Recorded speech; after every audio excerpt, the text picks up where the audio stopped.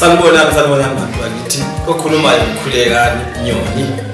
Ngizalwa eNkayi eMateme endaweni ekuthiwa kuse-6 isigaba. Ayisingaphansi kwa-Arasbach. Ngikhulele khona eMateme, ngafunda khona kwaseNgulube esikolo. Ngingumdlaleli wezomculo, gospel artist. Emculweni lapha ngiqale ngo-2016. Ngiqala ngingumanager weqembu elithize abathi Big Shows abacula eRoma. Ngalowo mnyaka semnyaka ngavele ngaba negroup yezokholo elithiwa iAll Brothers, yona le engisebenzela ngathesi. iAll Brothers ngingumsunguli wayo, sesinama-album angu-2.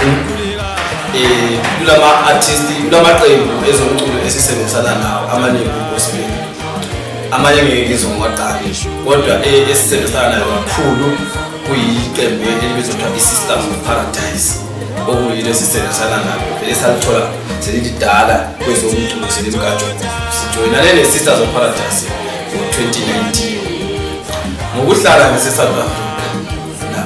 Abanye bangazi ngoSisco.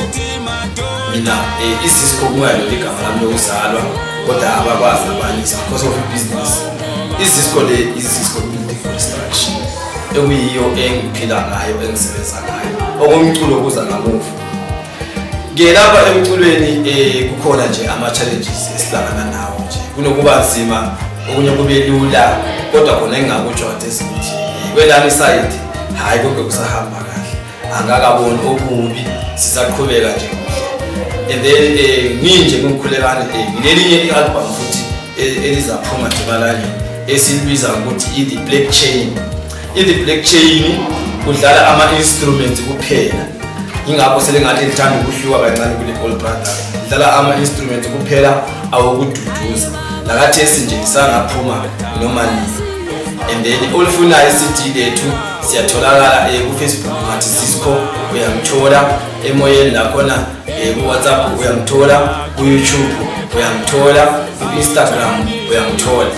And then inamba yami lapho ngitholakala khona 083 95 035 92.